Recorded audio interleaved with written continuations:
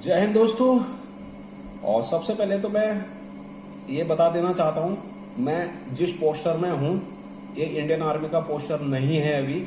और जो मैंने ये यूनिफॉर्म पहन रखी, मैं अभी एक कॉर्पोरेट सेक्टर में हूँ, तो ये इंडियन आर्मी की यूनिफॉर्म नहीं है। हाँ, तो अब मैं बात करता हूँ जो ये पिछले 10-15 दिनों में हुआ, उसमें किसने क्या दिया देश के लिए किया और किसने क्या नहीं किया, इसके ऊपर सबसे पहले तो मैं गुजरात, राजस्थान, पंजाब और जम्मू कश्मीर लोगों को हाथ जोड़ करके नमन करता हूं और दिल से सल्यूट करता हूं। वो इसलिए क्योंकि इन 10-15 दिनों के अंदर जो भी पाकिस्तान की तरफ से या इंडिया के बीच में कॉन्फ्लिक्ट पैदा हुआ, जो भी इसमें ऑपरेशन के अंदर जिस भी किस्म के गाइडलाइंस जारी हुए, आपने उन गाइडलाइंस का 100% पालन किया, जिससे सेना को अपनी कार्रवाई करने में बहुत ही बड़ी सहायता मिली। चाहे आपको ब्लैकआउट का आदेश आता था, चाहे आपको मार्केट बंद करने का आदेश आता था, आपको घरों से नहीं निकलने का आदेश था, आपको सेफ जगह पर रहने का आदेश मिलता था और आपको जो है लाइट नहीं जलाने का आदेश मिलता था, आपने 100% इंडियन आर्मी के द्वारा या प्रशासन के द्वारा दी हुई गाइडलाइंस का पालन किया और जिसकी वजह से इंडियन आर्मी को काम करने में बहुत बड़ी सहूलियत मिली। इसके लिए मैं आपको बहुत बहुत नमन करता हूं, इन 4 राज्य के लोगों को, गुजरात, राजस्थान, पंजाब और जम्मू कश्मीर, बहुत बहुत धन्यवाद। लेकिन अब मैं इसके साथ साथ एक चीज और बोलना चाहूंगा। दोस्तों, ये देखा गया है, हमने कारगिल युद्ध देखा है, हमने उस युद्ध में पार्टिसिपेट किया है और जब हमारा मोबिलाइजेशन उस टाइम पे हुआ करता था तो देश की जनता के अंदर एक ऐसी एकता और एक ऐसा दृढ़ संकल्प जुनून पैदा हो चुका था ना, देश के कोने कोने में। इंडियन आर्मी का बंदा अगर गुवाहाटी से निकलकर जम्मू जा रहा है, उसको रास्ते में जितने भी स्टेशन मिले, उसको चाहे बाय ट्रेन जाना पड़ा, रेलवे स्टेशन मिले, बाय बस जाना पड़ा, उसको बस स्टॉप मिले होंगे, उसको बाय एयर जाना पड़ा, उसको एयरपोर्ट मिले होंगे, जहां से भी वो आया, उस बंदे को जनता ने और प्रशासन ने प्लस ब्यूरोक्रेसी ने इतना सपोर्ट किया कि उस बंदे के अंदर यही से जज्बा भरा था कि मैं जा करके पाकिस्तानियों को बैंड बजाऊंगा। ये जज्बा था दोस्तों उस दौरान 99 में जब कारगिल ऑपरेशन शुरू हुआ था। ये जज्बा हमारे देश की जनता ने सैनिकों को दिया था। लेकिन आज मैं क्या देख रहा हूं, यहां हमारे सैनिक छुट्टियों से रिकॉल हो रहे हैं, बुलाए जा रहे हैं। अब जो बंदा 15 तारीख को जाने वाला था, उसकी 15 तारीख की ट्रेन थी, उसका रिजर्वेशन था या उसका चार्टर था या जो भी था, वो बंदा सडनली उसको जो है 10 दिन पहले या 5 दिन पहले, 7 दिन पहले जाना पड़ रहा है। तो वो एक बिल्कुल अनकंडीशनल सिचुएशन में उसका मूव हो रहा है। उसके पास ना रिजर्वेशन है, ना कोई किसी किस्म का, उसमें उसके पास कोई रिजर्वेशन नहीं है। अब वो बंदे जब आ रहे हैं अपने यूनिट के लिए वापस जा रहे थे, मैं इतना गुस्सा आता है। मैंने कल एक वीडियो देखी है, वो वीडियो 3-4 दिनों से चल रही है, जिन लोगों की आंखें खुली हैं तो आप लोग देख रहे होंगे। हमारे जबलपुर से 3, एक सूबेदार साहब, उसमें एक हवलदार साहब है, एक जवान है, वो अचानक उनको ऑर्डर मिलता है कि आप तुरंत अपनी यूनिट में रिपोर्ट करें। वो जबलपुर से चलते हैं, बीच में जो है ट्रेन के अंदर एक टीटी, ऐसा गद्दार टीटी, वो उनसे रिश्वत मांगता है सीट में बैठने के। इसलिए मांगता है क्योंकि उनकी मजबूरी है, उनका रिजर्वेशन नहीं है और वो जो है आनंद फानंद में आते हैं और वो ट्रेन में बैठते हैं कि आपका रिजर्वेशन नहीं है, आप गलत जगह पर बैठे हो, या तो आप रिश्वत दे दो, मैं आपको सीट दे देता हूं, या तो फिर आप यहां से उठिए। और वो बोलता क्या है, अगर आप यहां पर से नहीं उठते हैं तो मैं आपको जेल डालूंगा। सोचिए, जो सैनिक युद्ध में जा रहा है उसको एक टीटी बोलता है कि मैं आपको जेल डालूंगा अगर आप 200-250 रुपए, रिश्वत भी कितनी मांगता है टीटी हमेशा। 24 साल ट्रेवल किया मैंने भारतीय सेना में रह करके, मैं हिंदुस्तान के कोने कोने से वाकिफ हूं। रिश्वत भी कितना मांगता है उनसे? 400-500 रुपए। आप सोचिए दोस्तों, क्या क्या है इस देश के अंदर के लोगों की मेंटेलिटी आज के दिन में? कहां गए वो 20-25 साल के लोग जो ऐसे समय में जवान के कंधे में 1000 हाथ रख करके उसको बोलते थे जा बेटा हम हैं तुझे सपोर्ट करने वाले? कहां है वो जनता आज की डेट में? ऐसे ऐसे नपुंसक, ऐसे ऐसे गद्दार हैं जो वो बोलता है कि टीटी। मैं क्या बोलूं यार, मुझे कभी कभी मुझे इतना शर्म आती है कि ऐसे ऐसे गद्दार भरे इस देश में कि हम किसके लिए काम कर रहे हैं। सॉरी यार, मेरे मुंह से गाली नहीं, ऐसे हरामखोरों के लिए। हमारी ट्रेनिंग इतनी मजबूत होती है ना, हम कभी भी दूसरे के कामों में जबरदस्ती इंटरफेयर किसी भी सूरत में करना नहीं चाहते हैं। वरना इस टीटी को ना इन 3 के 3 फौजियों ने बहुत अच्छा मौका था, इसकी गर्दन पकड़ करके इसके हाथ पैर बांध करके अपने साथ ही सीधे एलसी पर लेके जाना था और इसको 10 दिन उसी बंकर में रखना था जिस बंकर के अंदर हमारी गनें लगी हुई है, जहां रात दिन गोलियां आ रही है, जिस बंकर के लूप होल में। इस टीटी को उस लूप होल में बिठाना था 10 दिन। उसको बोलना था कितनी रिश्वत चाहिए अब देते हम। तब इस टीटी को देश, समाज, देश की अहमियत और सेना के जवानों की अहमियत, उनकी ड्यूटी का एहसास होता उस ड्यूटी को। पिछले कई महीनों में देखा गया है पुलिस वाले अनावश्यक, एक हमारे कर्नल साहब को पीट दिया वहां पटियाला में, मध्य प्रदेश में, उड़ीसा में, कहां कहां कितने केस हुए हैं। मेजर साहब और उनकी मिसेज को वहां पर परेशान कर दिया। उधर एक जो है कैप्टन साहब थे, उनकी जो है होने वाली जो मैडम थी, एक ब्रिगेडियर साहब की लड़की थी, उनको परेशान कर दिया उन्होंने, मारपीट, बदतमीजी, ये पुलिस वालों के द्वारा।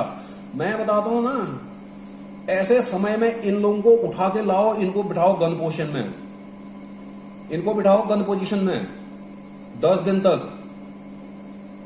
सरकार कुछ नहीं करेगी, बहुत रोना धोना हुआ। सरकार को भी सेना की याद तभी आती है जब गले में फांस पड़ती है। यहां आज के डेट में एक प्रधानमंत्री, मुख्यमंत्री से लेकर के नीचे तक एक एक आदमी जो है जवान के मुंह देखा हुआ है।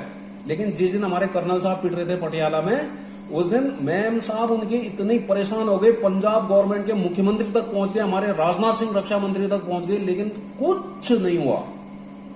सुप्रीम कोर्ट तक चीज चले गई, कुछ नहीं हुआ। आज वही जवान आपकी रक्षा कर रहे हैं। क्यों भाई? जब तुम्हारे ऊपर गाज गिरेगी तुम तभी जगोगे क्या? ये कमी जनता में ही नहीं है, ये कमी जनता से लेकर के शासन प्रशासन में बैठे हुए हर नेता मंत्री तक है ये प्रॉब्लम। इनको जो है जवान तभी चाहिए जब इनके गले में आती है, जब इनको लगता है ना अब जो है दिल्ली में भी जो है मिसाइल गिर सकती है, तब इनको सेना याद आती है। लेकिन जब सेना के साथ दुर्व्यवहार होता है तब ये किसी गुफा में छुप जाते हैं। ये है दशा हमारे देश की। उम्मीद करते हो हमारी सुरक्षा। अब आज के डेट में देखिए, ऑपरेशन शुरू हुआ तो प्रॉब्लम, इस देश के एक लॉबी को तो भी प्रॉब्लम थी। ऑपरेशन खत्म हो गया, उस लॉबी को अब भी प्रॉब्लम है, क्यों खत्म हुआ? यार हद है। तुम क्या सिर्फ इस देश में जनसंख्या बढ़ाने के लिए पैदा हुए हो? बहुत दुर्भाग्य है। और यहां पर बात क्या कर रहे हैं? बोला सीज फायर अमेरिका के दबाव में आकर लिया गया, ये सब फालतू की बातें। अरे जब तुम जैसे कायर नपुंसक इस देश में होते हैं ना, तब जो है दबाव भी लेने पड़ते हैं, सब कुछ लेने पड़ते हैं। ऐसी तैसी में जाओ, कुछ भी करो, सेना को डिमोरलाइज मत करो ये फालतू की चीजों से। और जिस दिन सेना ने पीछे हाथ खींच दिया ना, वो ऊपर जितने उड़ने वाले रॉकेट ऊपर ही फट रहे ना, वो तुम्हारे घरों में फटेंगे। समझ गए? ये वास्तविकता है। कड़वे शब्द हैं लेकिन वास्तविकता है ये। वो सैनिक को गिरती हुई मिसाइल के नीचे बैठ करके जो है उस मिसाइल को हवा में जो है डिस्ट्रॉय कर रहा है। अगर उसने हाथ पीछे कर दिया ना, सीधे के सीधे तुम्हारे घरों में आ जाएंगे वो मिसाइल। जो तुम्हारा रवैया है इस देश के अंदर, नेताओं से लेकर के जनता तक, जब तुम मुफ्त में एक बुखार की गोली नहीं खा सकते हो ना, तो वो जवान वो पीतल की गोली कैसे खा सकता है मुफ्त में? बोलते हैं तुम्हें तो जो है तनख्वाह मिलती है इसलिए मुफ्त में करके दिखाओ। इस तरीके से सेना के को डिमोरलाइज मत करो, इसका असर सीधे सीधे तुम्हारे ऊपर ही पड़ना है, बता दे रहा हूं मैं।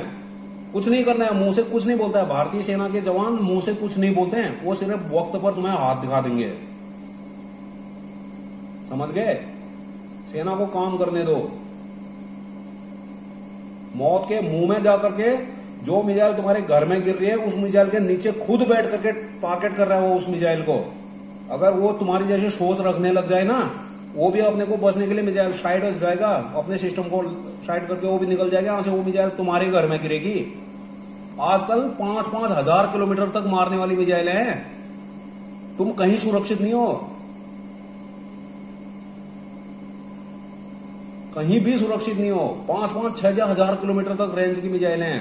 अगर वो पाकिस्तान के इस्लामाबाद से मारेगा ना, तुम दिल्ली में भी सुरक्षित नहीं हो, तुम तमिलनाडु केरला में से लेकर के आप आसाम मेघालय नागालैंड में भी सुरक्षित नहीं हो। वो वहां से वहां तक भी मार सकते हैं।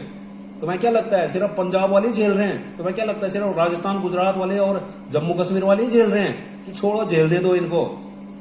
वो भी तुम्हारे देश का हिस्सा है। मैं बहुत बहुत दिल से सल्यूट करते हूँ वहां के लोगों को। वो तुम्हारी जैसे सोच नहीं रखते दोस्तों। सारी इंडिया की जितने भी अपने आप को यूट्यूबर बोलते हैं, मेरे 4 मिलियन सब्सक्राइबर हैं, मेरा इतना बड़ा चैनल है, मैं तो यूट्यूब का हीरो हूं या हीरोइन हूं, मेरे बिना तो यूट्यूब चलता है, अपने आप को शान शान दिखाते। कहां गई भाई तुम्हारी देशभक्ति? किसी एक इंडिया के इन्फ्लुएंसर ने या यूट्यूबर ने या किसी ने भी एक भी वीडियो पोस्ट नहीं करी पाकिस्तान के खिलाफ, जबकि पाकिस्तान के 100% लोग इसी काम में लगे हुए थे। उसका कोई तथ्य नहीं है, सिर्फ उन्होंने मेंटल गेम, साइकोलॉजिकल वार छेड़ा हुआ था। लेकिन हमारे ये इन्फ्लुएंसर, ये जितने भी यूट्यूबर इन्फ्लुएंसर हैं, इनको सांप सूंघ गया था। अब ये बाहर निकल रहे हैं, अब ये किस्म किस्म की बातें करने लग गए हैं। S-400 खरीदा तो प्रॉब्लम इस देश के लोगों को, राफेल जेट खरीदे तो प्रॉब्लम इस देश के लोगों को, कोई नई टेक्नोलॉजी इक्विपमेंट, कोई एसेसरीज खरीदी तो प्रॉब्लम इस देश के नेता और यहाँ के उस प्रोपेगेंडा लॉबी को। और आज जो है तुम्हें बचाने वाला वही S-400 है और वही राफेल है। अगर हमारी मिसाइल है यहां से कराची पहुंच सकते हैं, यहां से रावलपिंडी पहुंच सकते हैं, यहां से लाहौर पहुंच सकते हैं, तो कहीं भी पहुंच सकते हैं भाई। तो तुम्हें क्या लग रहा है लड़ाई सिर्फ एलसी पे हो रही है? नहीं है ऐसा। एलसी वाला तो अपने आप को संभाल लेगा, वो डिफेंस में बैठा हुआ है, उसके पास सब कुछ है। लेकिन जो तुम यहां बैठे हो ना, लखनऊ, दिल्ली, गाजियाबाद, हैदराबाद, तुम्हारे पास कुछ भी नहीं है। वो अपने आप को बचा लेगा, तुम नहीं बचा सकते अपने आप को, तुम यहीं के यहीं मर जाओगे। मेरा कहने का मतलब एक ही चीज है भाई, सेना को डिमोरलाइज मत कीजिए। अगर आप सपोर्ट नहीं कर सकते हैं तो डिमोरलाइज भी मत कीजिए इस तरह के प्रोपेगेंडा, इस तरह के रूमर फैला करके। आपको इस भारत की चीजें अच्छी नहीं लगती है, आपको हर चीज से प्रॉब्लम है अगर इस देश में, तो आप 48 घंटे की मोहलत मिली थी पाकिस्तानियों को देश छोड़ने के लिए। उस 48 घंटे के अंदर तुमने भी निकल जाना चाहिए था यहां से, अगर तुम्हें इस देश की हर चीज से समस्या है तो। जय हिंद।